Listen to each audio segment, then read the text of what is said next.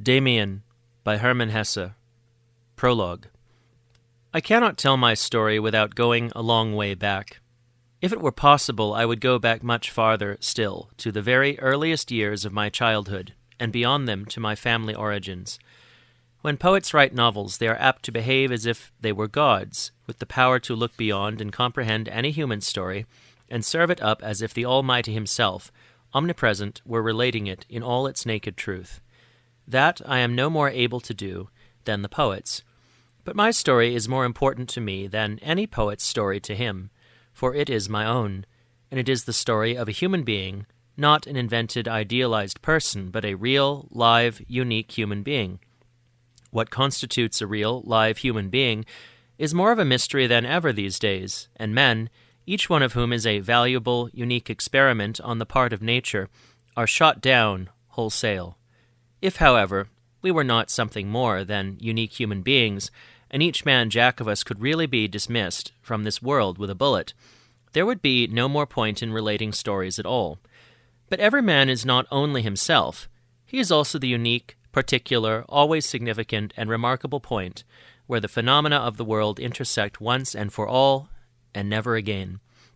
That is why every man's story is important, eternal, sacred, and why every man, while he lives and fulfills the will of nature, is a wonderful creature, deserving the utmost attention. In each individual, the spirit is made flesh. In each one, the whole of creation suffers. In each one, a Savior is crucified. Few people nowadays know what man is. Many feel it intuitively and die more easily for that reason, just as I shall die more easily when I have completed this story. I cannot call myself a scholar. I have always been and still am a seeker, but I no longer do my seeking among the stars or in books. I am beginning to hear the lessons which whisper in my blood. Mine is not a pleasant story.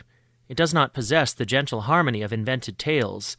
Like the lives of all men who have given up trying to deceive themselves, it is a mixture of nonsense and chaos, madness and dreams. The life of every man is a way to himself, an attempt at a way, the suggestion of a path.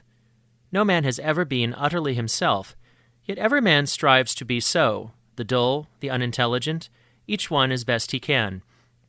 Each man, to the end of his days, carries round with him vestiges of his birth, the slime and eggshells of the primeval world. There are many who never become human.